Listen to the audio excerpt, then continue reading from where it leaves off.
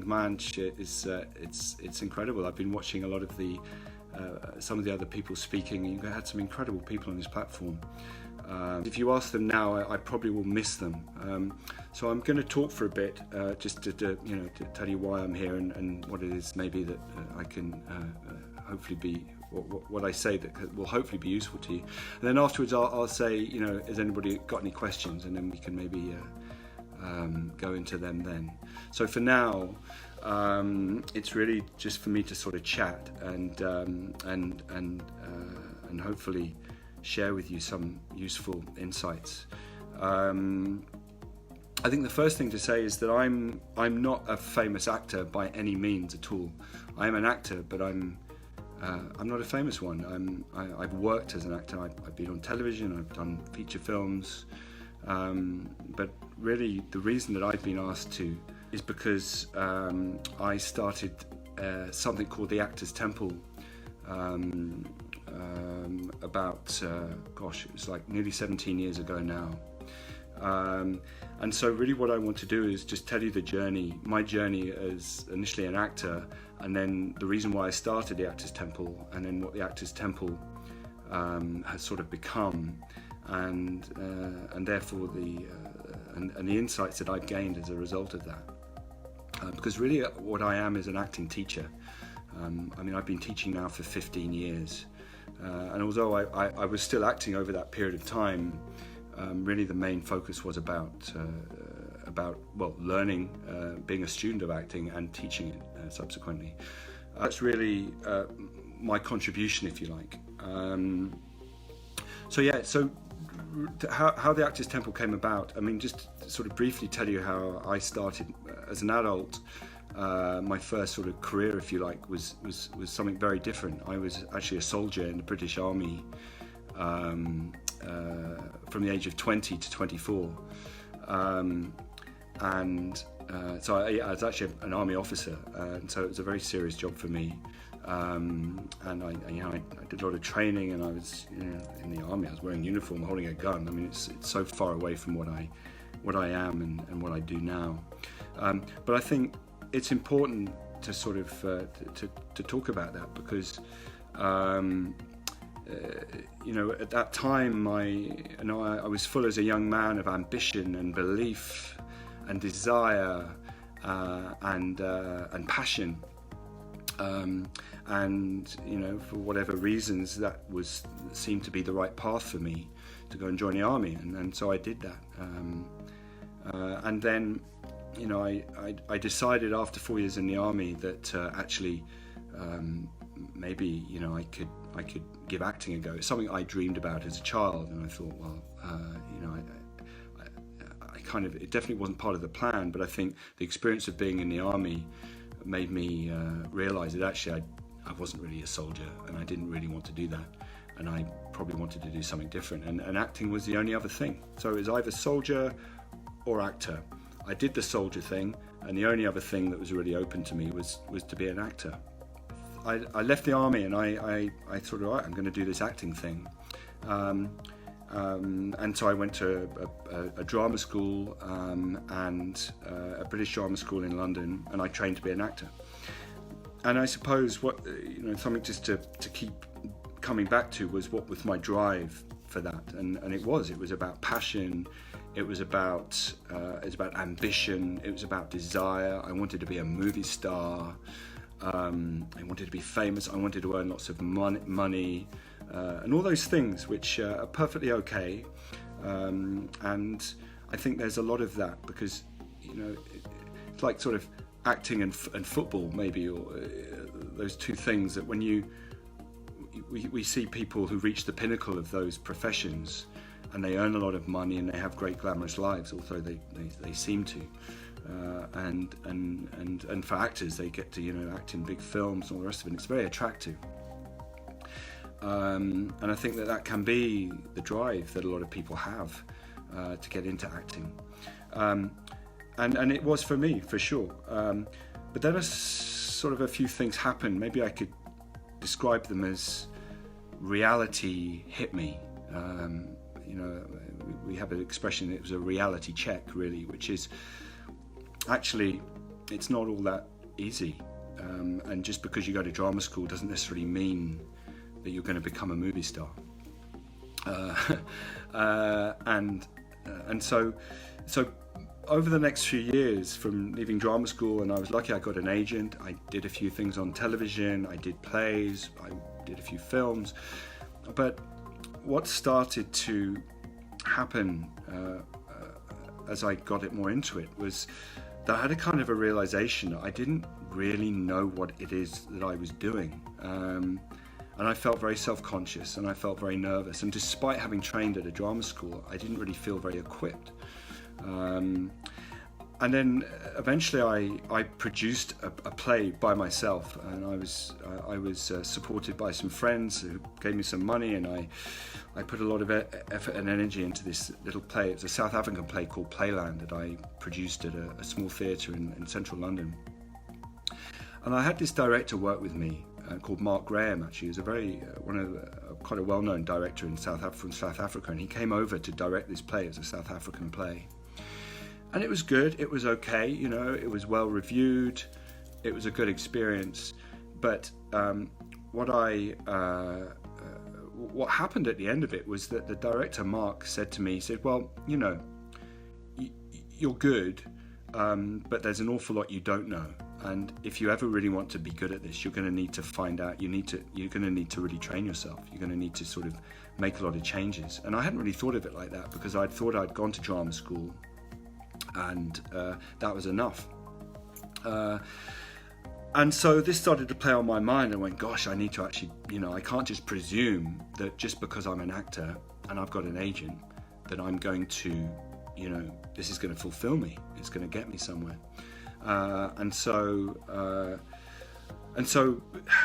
I started to talk to actor friends, and the environment at the time was pretty much, the only thing that people wanted to talk about, and this is fellow actors, was about their agent, who their agent was, what castings they'd been for, and nobody was really talking about acting itself, the actual thing that we do, the actual experience of it.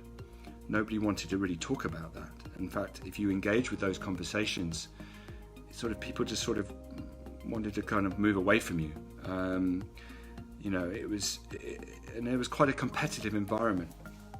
And so as a result of this, I thought, well, I'm either going to stop doing this because it just doesn't feel good, or I'm going to do something about it. And so I decided to get some actor friends together who I knew were maybe a little bit more open and interested to talk about other things than just the career, the industry.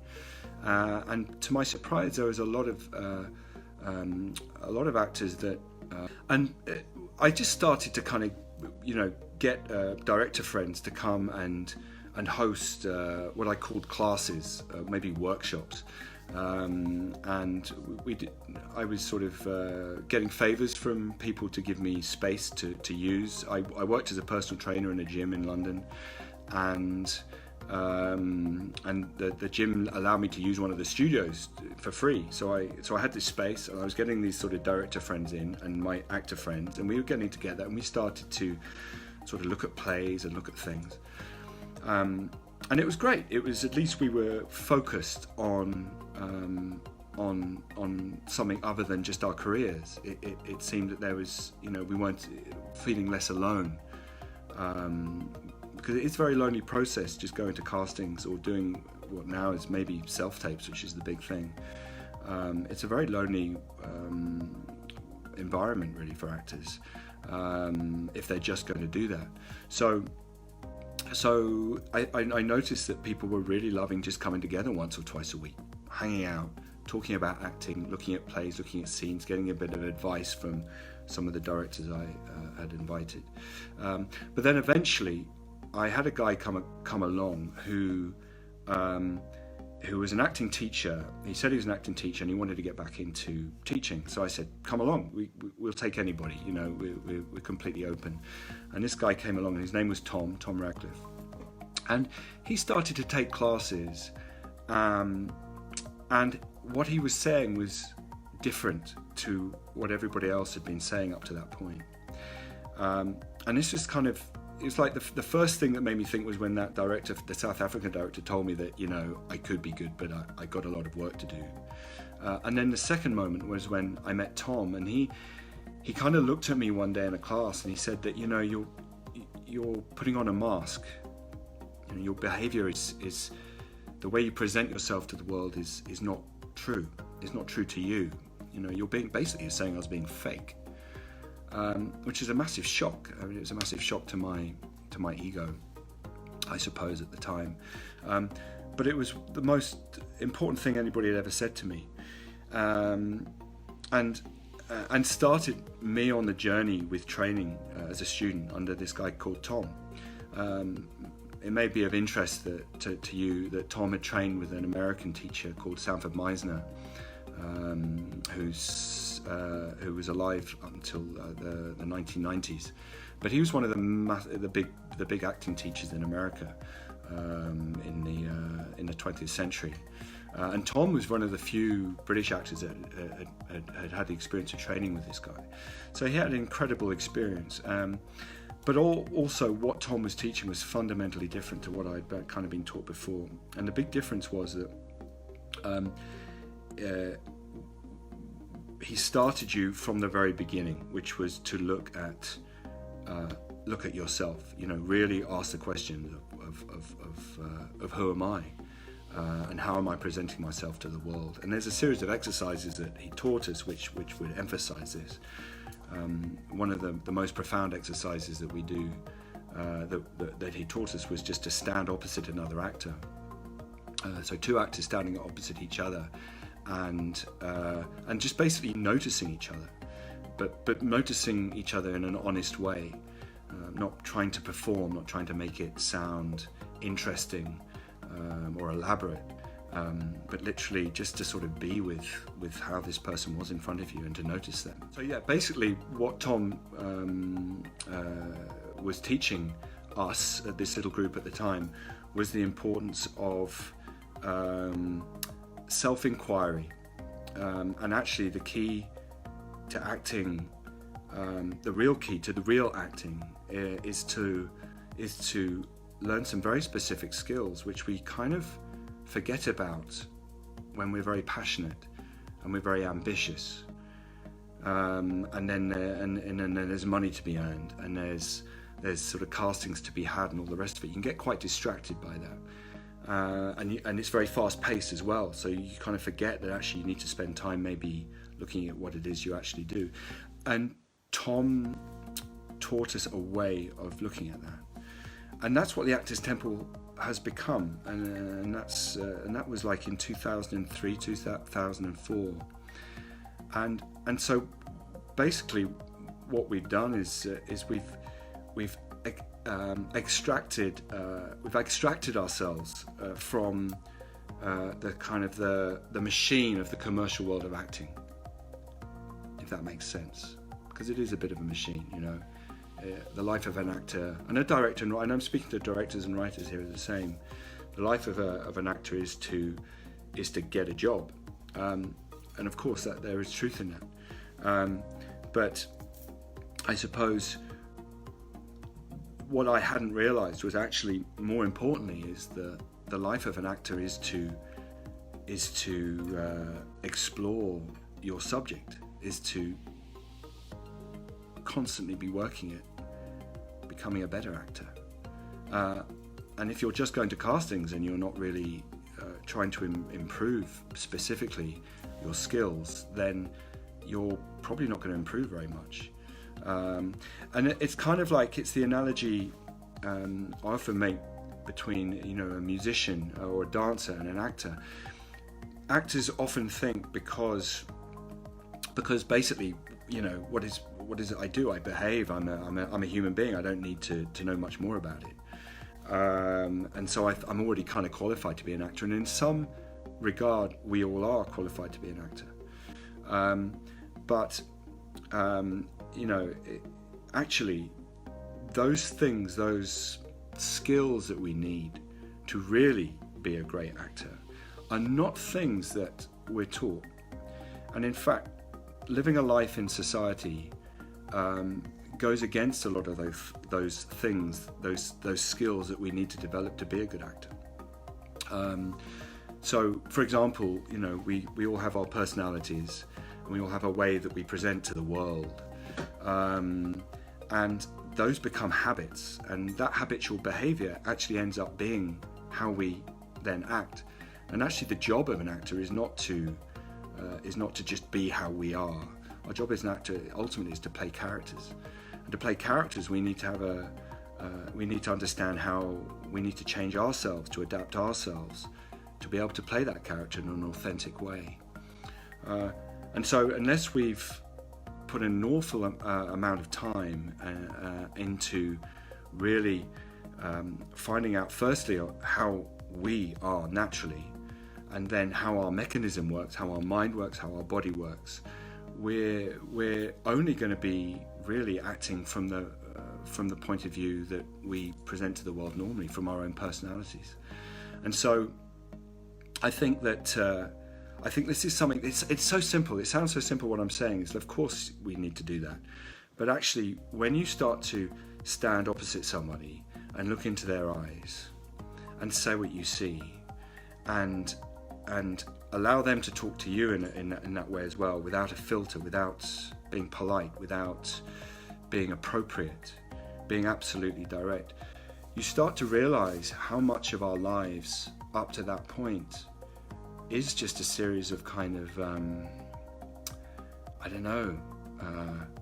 little characters that we're playing,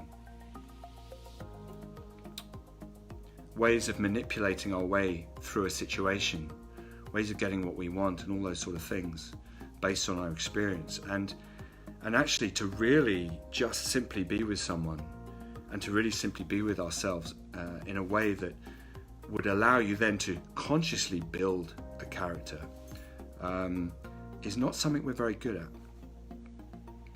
And it's quite a surprise for people when they first experience that. So that's really, you know, what the Actors Temple has been all about for the last 15 years, is just creating the space for actors to explore this without the pressure of the commercial world, of having to get jobs, and that's really what we've become known for. And so, yeah, to all intents and purposes, we are an acting school, and we do classes. But I think that maybe the most significant thing about the work that we do is that the emphasis is not on trying to create movie stars. If people come from the Actors Temple or come from a training like this, and they go off and have great careers, that's wonderful. But I suppose what we're trying to teach people, what I've learned myself, and I know many hundreds of others have experienced this as well, is to connect with to a way of acting and to the life of an actor which isn't dependent on being successful in a casting, because that's a very kind of it's a very unreliable form. It's a very it's difficult to get jobs, and if you're relying on that being your fulfillment for an actor, then you're taking a bit of a risk. However, if you're an actor because you really want to look at the subject deeply, then it is incredibly fulfilling. And I mean, look at me. I mean, although I've worked as an actor, actually I'm a teacher, and I get so much satisfaction from that. It's incredible. It's so lovely to share knowledge, to pass on knowledge, and to see other people fly with it and take it in whatever direction they want to. I mean, we've had students that have left us, which have, some of them have gone on to sort of be quite successful, but others have started their own companies, their own small companies, theatre companies. They've written plays, they've written films, they've made films, but without the emphasis being on necessarily having to sort of make lots of money out of it. They're doing it because they love doing it. And so I suppose the big message from me, and maybe the insight I've had, and there is really only one main insight, and an insight being a deeper understanding of something, is that yes, passion for something. And I hear a lot of people talking, I'm very passionate about, I'm a passionate actor, I'm very passionate, and ambition, and desire, and all these things are important, but be careful that they don't become what things are, what it's really about. And actually, the qualities that we need to develop as actors, in fact, as human beings, I'd suggest as well, just generally, are more in line with connection, with connection, with surrender. I think that's another really important word. So connection, surrender, and then expression. So your acting comes out of a place of connection rather than a place of passion. There can be some good things that come out of passion, but I would suggest that they're less interesting than the ones that come out of connection. And so what we're trying to develop, in the same way as a musician is developing their sort of physical ability to play an instrument, what an actor is developing is their ability to deeply connect with themselves, with their other actors, with the world around them. And actually in some ways you could say that there's a great a spiritual aspect to what it is that we do as actors, and directors and writers. I really do speak as the three main components, I suppose, the three main participants in creating plays and films and things. So yeah, it is about being a human being, and it's about connecting with that. It's about connecting with yourself. It's about learning really to listen, because when you develop those skills, it's incredible what fulfillment you can get from it. So that's really my main insight. There's no other, there's lots I could talk about the detail about, technical ways of training these things and all the rest of it, but that's, that requires people to do training and come on courses and do all that sort of stuff. But I think it's just maybe what I'm offering you today is just a kind of maybe a thought, maybe something to think about, which is that to be an actor is an incredibly deep personal experience, and it can be and should be, I think, if you want to be an actor, it should be part of every part of your life.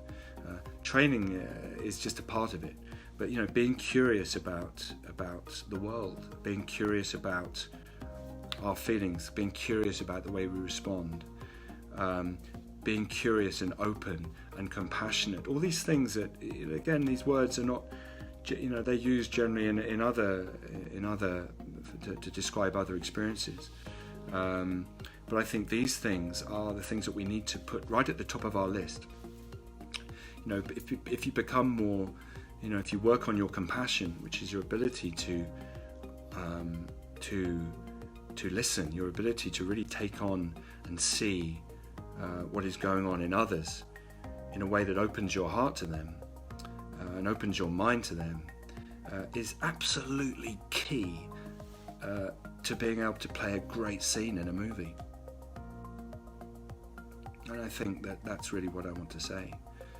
And so maybe I'll be honest with you. I'm less good at less good at answering questions about the industry, favorite actors and all those sort of things. I suppose I'm less qualified in that area.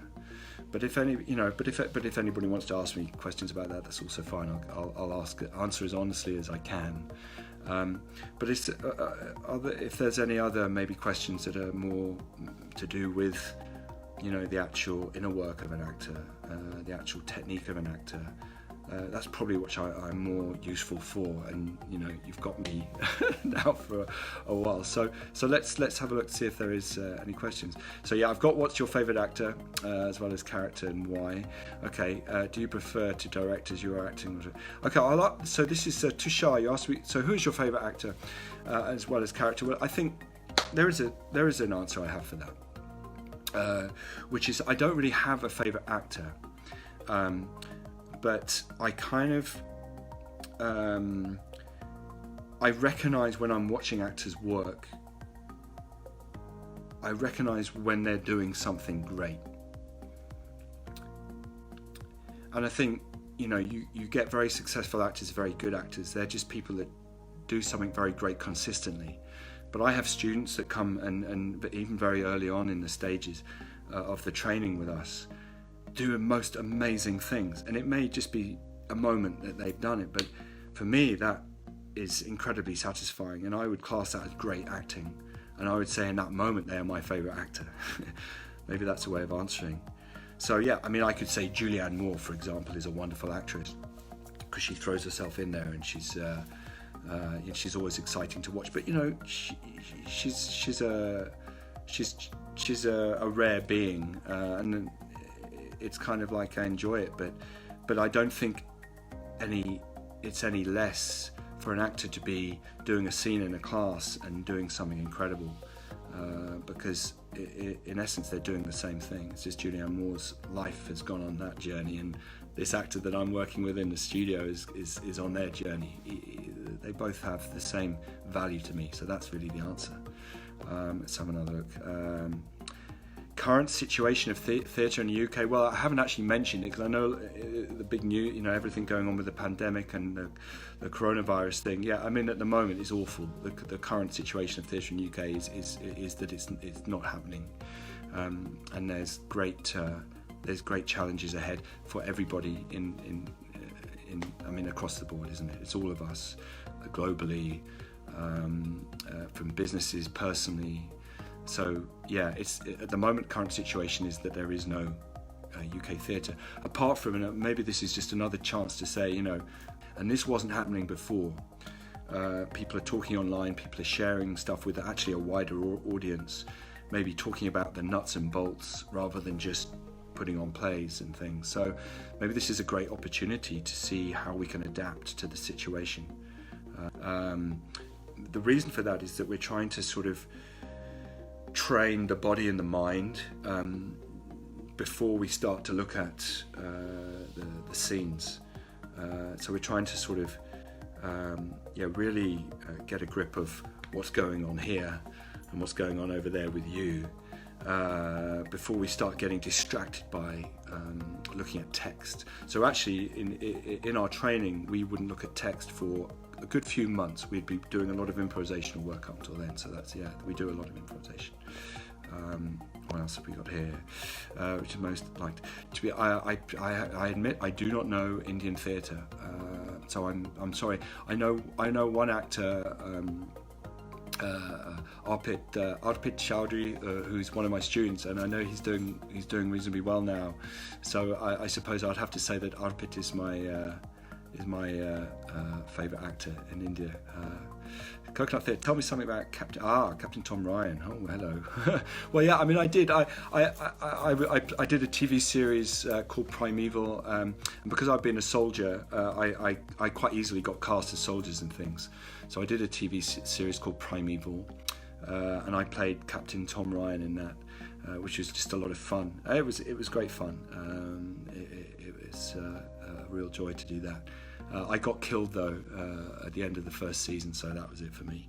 But yeah, it was great fun to do. Yeah. There are any Indian play? Again, I'm sorry, I don't know too much about Indian plays, so I'm really not able to answer that. I don't know about Peter Brook's The Empty Space. I'm going to be honest with you. I will. Yeah, I'm not. I suppose I'm not a very. I'm very much a doer. I like to be in the room with people doing things, or I suppose like we're doing, But I'm less intellectual. I'm not an intellectual. I'm not a great reader of plays. which doesn't, some people are, some people aren't. I don't think it really defines you as an actor whether you are or not. But yeah, I'm not. So I'm not great on the writers and the plays. I mean, I just sort of do stuff. Put a script in front of me and I will work with it. My involvement in India, I came to India a couple of years ago, but that was for another thing. So I'm involved with yoga and music. I play music for sort of yoga classes and things like that in the UK. And we went to Rishikesh and we're part of a yoga festival there, which was totally amazing. It was absolutely wonderful. Met some beautiful people. So yeah, that's really my experience of India, is more through that than through theatre. Yeah, and the classics are a classic for a reason, because they stand the test of time and they always have something to say. So yeah, I've had great joy working on Chekhov plays. I've played Hamlet before, so I've had that experience. So yeah. Any new play if you can share something about any new play which you're working on. Well, I personally am not working on anything at the moment, but my colleague, Ellie, I think she's listening to this. Part of what we've done in the Actors Temple is support playwrights. So we set up a way of getting people with ideas to come and work with actors, and so there's and develop things through improvisation. And that's been happening quite a lot recently. Nothing's actually been produced yet, but it goes through. We support them through a process of developing, doing readings in public, and then rewrites. The whole sort of creative process. Yeah, we do quite a lot of that, but nothing to show at the moment, I'm afraid. Yeah, we run courses in London, but not at the moment, and we have no idea when and if we can open. To be honest, we have a studio in central London, and everything's closed. I was in London 2 days ago and I walked around and it's just everything's closed. So I have no idea when we're going to operate again. Some of our teachers are doing things online, something that I'm thinking of doing myself, but as for now, there's nothing going on. Well, hopefully things will change, and hopefully as well, this there's just going to be a different way of doing things. We have to kind of adapt, don't we? So Vijay asking, what do you think about digital theatre? Well, I'm all for it. I'm for anything that presents the work, that communicates what we do to people, and I'm for local theatre as well.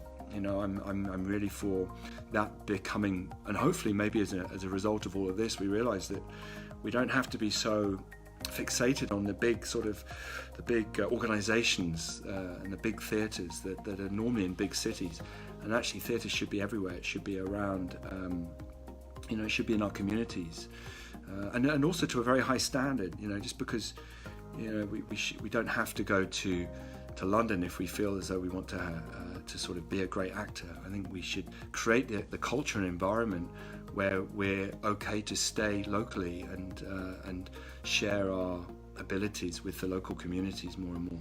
So I think that's a big thing, and I think that and then also the digital platforms as well as part of that.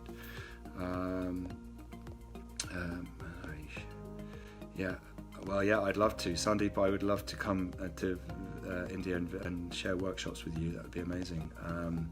And also be interested in doing things online as well. So yeah, let me know about that. I suppose, yes, it's be curious. Be curious. Learn about, find teachers that want to teach you about being a human being.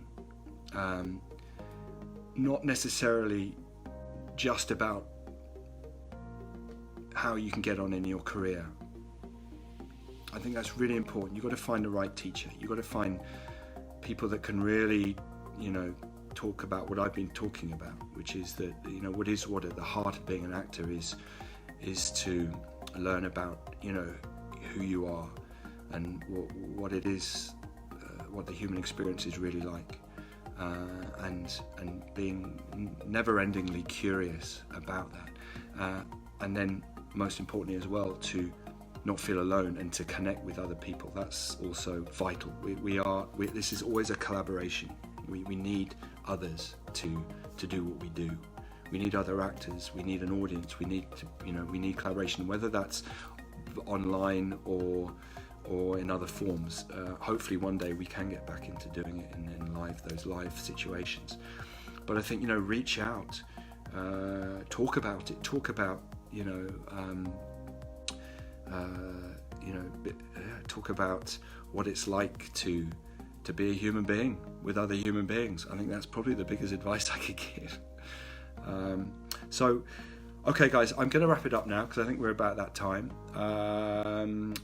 Again, grateful for everybody that's taken time out to be with me in this sort of slightly weird medium. But yeah, I've really enjoyed talking to you. Yeah, let's see what the future holds. All right, take care. Bye bye.